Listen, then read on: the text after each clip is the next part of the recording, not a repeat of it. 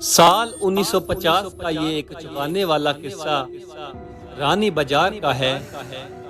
यहाँ राम प्रकाश रहता था, जिसकी बेटी को 5 साल की उम्र में कैंसर हो गया। कई डॉक्टरों को दिखाने और इलाज कराने पर भी उसमें किसी तरह का सुधार नजर नहीं आया।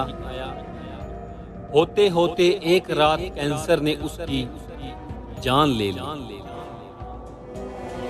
पर उस बच्ची की जान रात को करीब 1 बजे गई थी। उसी रात को पास के ही एक गांव की महिला मोहनी को एक ट्रक ने टक्कर मार दी थी। मोहनी के परिवार वालों ने पूरी विधि के साथ उसे अंतिम विदाई दी।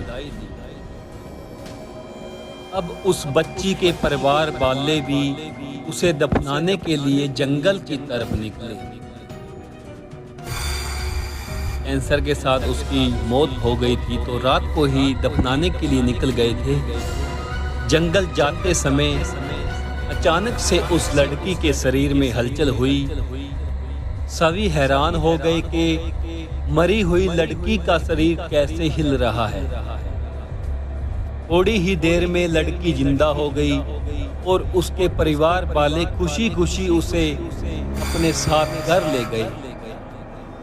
किसी को इस बात की भनक नहीं थी कि उस लड़की के अंदर उसी रात ट्रक से टकराने वाली महिला मोहिनी की आत्मा उसके शरीर में घुस गई है। बच्ची जब से मौत से लौटकर आई थी, तब से ही उदास और चुपचाप एक कोने में बैठी रहती थी। एक दिन उसकी माँ ने उसे खुद अपने हाथों से खाना खिलाया और मामा के घर लेकर जाने की बात कही। खाना खिलाकर उसे अच्छे से तैयार करके वो उसे अपने मायके ले गई। रास्ते में वो बच्ची जैसे ही उस ट्रक के हादसे वाली जगह पहुंची, तो उसने अपनी माँ को कहा कि माँ, मेरा गांव तो इधर है, जहाँ वो पहले रहती थी ना, कि मेरा गांव तो इधर है। माँ ने उसकी बातों पर बिल्कुल गौर नहीं किया और उस बात को हंसी में टाल दिया। कुछ ही देर में वो अपनी बेटी के मामा यानी अपने भाई के घर पहुंच गए। 1-2 दिन बाद मामा जी के घर के आसपास ही बच्ची के अंदर घुसी मोहनी को अपनी पड़ोसन सिमरन दिखी। उसने जोर से उसे उसके नाम से पुकारा, सिमरन इधर देखो। सिमरन ने पलट कर देखा तो एक छोटी बच्ची थी। उसे बड़ी हैरानी हुई कि इस लड़की को मेरा नाम कैसे पता। तभी मोहनी ने अपने साथ बीती सारी बातें उसे बता दी।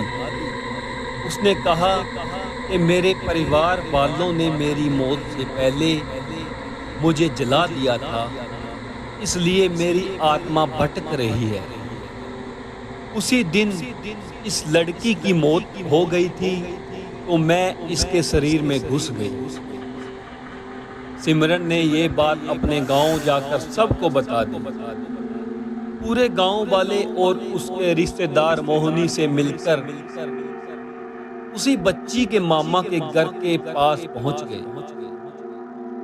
उस लड़की के अंदर रह रही मोहनी की आत्मा ने सबको एक एक करके पहचान लिया और कुछ देर बातें करने के बाद वो अपने परिवार वालों के साथ अपने घर चली। अब उस लड़की की माँ बच्ची को घर में न देखकर परेशान थी। जब उसे पता चला कि वो कुछ लोगों के साथ दूसरे गांव चली गई है, तो वो उसे बुलाने के लिए चली गई।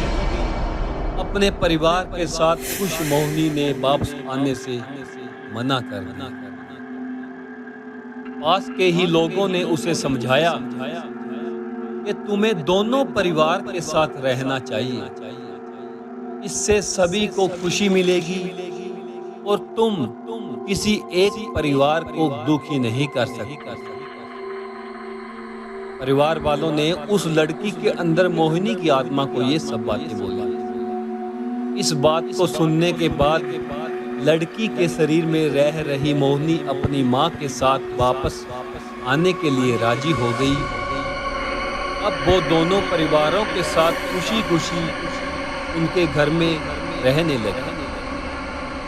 कहानी से सीख क्या मिलती है दोस्तों, कि जिंदगी में क्या किया गया है, क्या अधूरा रह जाता है। इसलिए कोई भी कार्य करने से पहले उसे अच्छे से देख परख लेना चाहिए।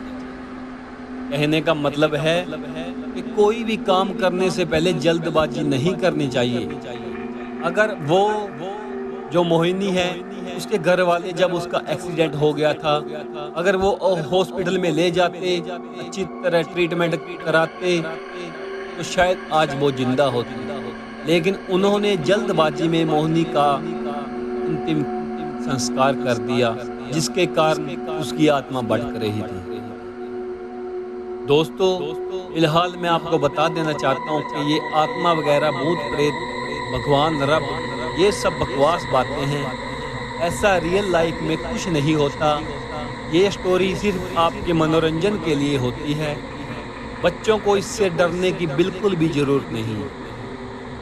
और अगर आपको ऐसी स्टोरी या मेरी और कोई भी स्टोरी अच्छी लगे तो इसको लाइक ज़रूर करना, चैनल को ज़रूर सब्सक्राइब करना और हमारी आने वाली अगली स्टोरी के लिए इंतज़ार ज़रूर करना। दोस्तों, आपका धन्यवाद, आपने ये वीडियो देखी। Thank you ji.